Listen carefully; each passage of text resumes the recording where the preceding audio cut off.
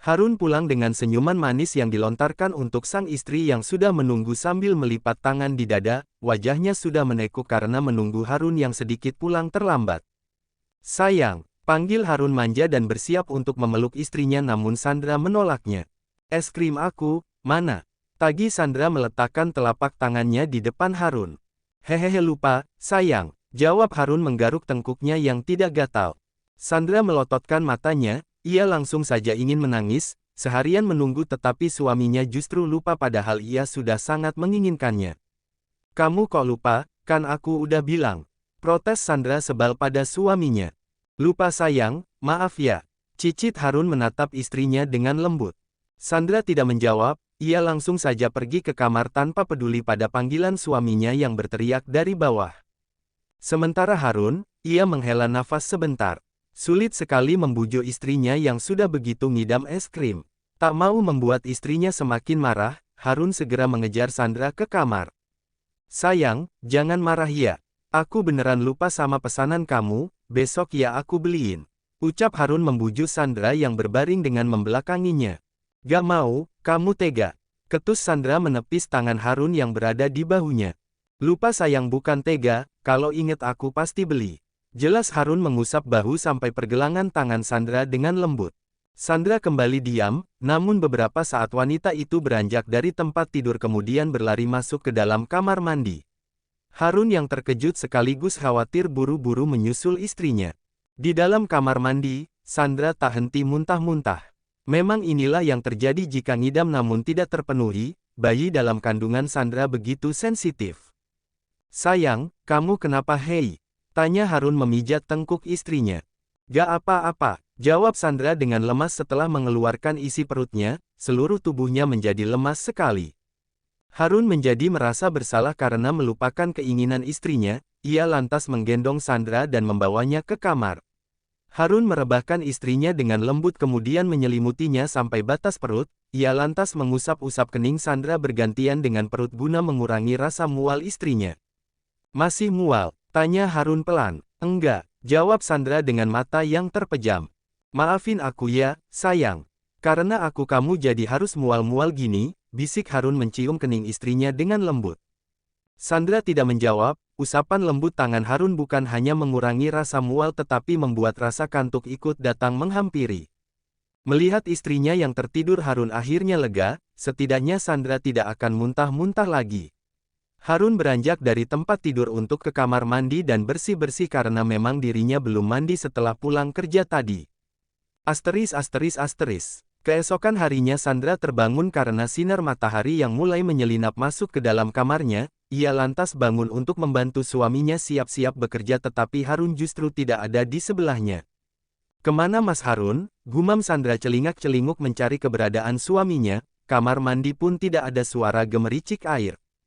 Sandra segera beranjak dari tempatnya, mendekati pintu kamar mandi dan mengetuknya. Mas, kamu di dalam? Tanya Sandra namun tak mendapat sahutan, ia membuka pintu kamar mandi dan tidak menemukan siapapun di sana. Tatapan mata Sandra beralih ke sebuah kertas putih yang berada di nakas dekat tempat tidur, Sandra mendekat kemudian mengambil dan mulai membaca isi surat itu. Selamat pagi sayangku, maaf ya aku gak bangunin kamu sebelum berangkat karena kasihan lihat kamu yang lemas setelah muntah-muntah semalam. Aku juga minta maaf karena melupakan keinginan kamu. Aku bukan suami yang baik, maaf ya cantik wajah menangis bahagia. Aku ada perjalanan keluar kota mendadak sayang dan akan pulang dalam 1 minggu, aku usahakan untuk pulang secepatnya. Kamu jaga diri, banyakin istirahat dan jangan lakukan pekerjaan apapun. Aku mencintaimu istriku. Seketika itu juga Sandra ingin menangis, ia ditinggal suaminya keluar kota selama 1 minggu dan tadi mereka tidak bertemu terlebih dahulu lalu yang lebih parah semalam dirinya memarahi serta mendiami Harun meski suaminya sudah berusaha membujuknya. Mas Hicks, Sandra terisak karena sudah merindukan suaminya meski baru beberapa saat tidak bertemu. Sementara Harun, ia ada perjalanan ke Makassar bersama Azka dan juga beberapa rekannya. Mereka pergi secara mendadak karena cabang Makassar akan melakukan launching barang elektronik terbaru yang sudah Harun dan Azka kerjakan sama-sama dalam beberapa bulan. Mereka memilih cabang Makassar karena di sana juga tempat mereka mendapat ide untuk merancang beberapa bulan sebelumnya. Akhirnya ya, Kak, kita bisa launching juga, ucap Harun senang sekali. Ini berkat kerja keras Anda, Tuan. Sahut Azka menatap atasannya dengan sopan. Saat ini mereka masih di dalam pesawat, Harun ingin sekali menghubungi istrinya tetapi perjalanan ini begitu panjang baginya sehingga sejak tadi ia sudah tidak sabar untuk sampai dan bisa menghubungi Sandra.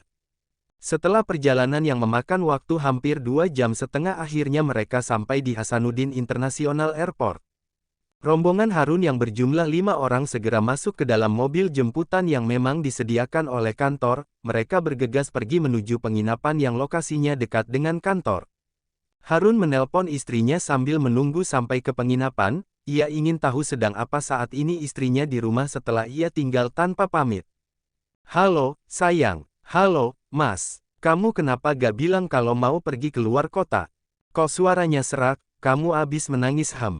Mas jahat sih, Hicks, pergi gak bilang dulu. Maaf ya, sayang. Aku lihat kamu tidurnya pules banget, mana tega aku bangunin. Jangan lama-lama Mas pulangnya, kasihan Dede kangen sama papanya nanti. Dede atau mamanya, gak tahu ah, kamu mah gitu.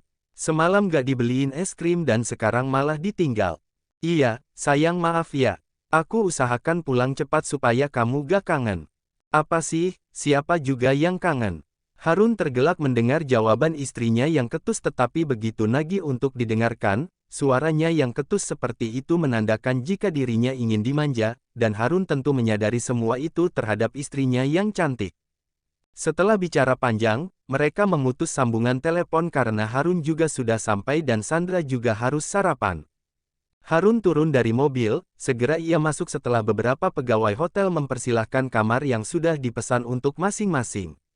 Kembali ke Sandra, ia duduk di meja makan seorang diri sambil menyantap sarapannya yang tidak membuatnya bernafsu. Bukan karena masakannya yang tidak enak, tetapi saat ini Sandra ingin sekali disuapi oleh Harun. Dede, papa lagi kerja kamu makan sama mama aja ya, celoteh Sandra mengusap-usap perutnya dengan lembut. Sandra mencoba untuk menyantap sarapannya dan hanya beberapa suapan saja ia sudah merasa mual kembali. Sandra memilih menyudahi sarapannya dan minum susu hamil untuk menjaga nutrisi bayi dalam kandungannya. Ketika sedang asik minum susu, Bu Nur datang dan mengatakan ada tamu yang ingin menemuinya. Sandra segera keluar untuk melihat dan menemui tamunya. Selamat pagi, sapa seorang pria berbaju merah dengan logo Wall Asterisk S. Pagi, ada yang bisa saya bantu? Tanya Sandra bingung melihat pegawai es krim datang ke rumahnya. Kami datang ke sini untuk mengirim pesanan Pak Harun, Nyonya. Boleh kami bawa masuk? Dia bilang ini spesial untuk istrinya. Jawab pria itu seraya menunjuk kulkas es krim yang isinya penuh. Sandra melotot tak percaya mendengar ucapan petugas es krim itu, Harun sampai membelikan 1 box es krim beserta kulkasnya hanya untuk dirinya seorang. Iya, Pak, silahkan, tutur Sandra membiarkan kedua petugas es krim itu membawa kulkas beserta isinya masuk ke dalam rumahnya. Setelah petugas es krim itu pergi, Sandra berniat untuk menghubungi suaminya namun pesan Harun lebih dulu masuk sehingga ia harus membacanya duluan. Khusus untuk istriku yang paling cantik, jangan makan es krim pagi-pagi ya, semua itu punya kamu dan makan 2 es krim saja 1 hari. Love you my sweet wife. Begitulah isi pesan Harun untuk dirinya, Sandra benar-benar dibuat melayang oleh sikap Harun yang begitu manis padanya. Mungkin saja ini karena semalam suaminya lupa membelikannya es krim karena itulah 1 box dibawa ke rumah semua. Jika saja Harun ada di sini, Sandra pasti sudah melompat dan menciumi wajah suaminya yang tampan sambil mengucapkan banyak terima kasih. Ana melangkahkan kakinya masuk ke dalam rumah Sandra, setelah kakak iparnya mengabari tadi jika Harun tidak ada di rumah dan inilah kesempatan untuk Ana bercerita sesuatu pada kakak iparnya itu. Kakak, teriak Ana sampai terdengar dari kamar Sandra. Kakak, kau di mana? Tanya Ana lagi masih berteriak. Ana, ada apa? Kemarilah. Ucap Sandra dari atas, wanita itu harus sampai keluar karena mendengar teriakan adik iparnya. Ana segera naik ke lantai 2, masuk ke dalam kamar kakak iparnya dan duduk di sofa setelah dipersilahkan oleh Sandra tentunya. Ada apa? Tanya Sandra yang sedang merapihkan pakaian dan memasukkannya ke dalam lemari. Tidak, aku datang untuk menemanimu saja. Jawab Ana nyengir kuda menunjukkan deretan giginya. Oh iya tadi Mas Harun belikan aku es krim, kau mau tidak? Tanya Sandra teringat satu box es krim yang suaminya berikan. Benarkah, di mana? Tanya Ana balik dengan begitu antusias.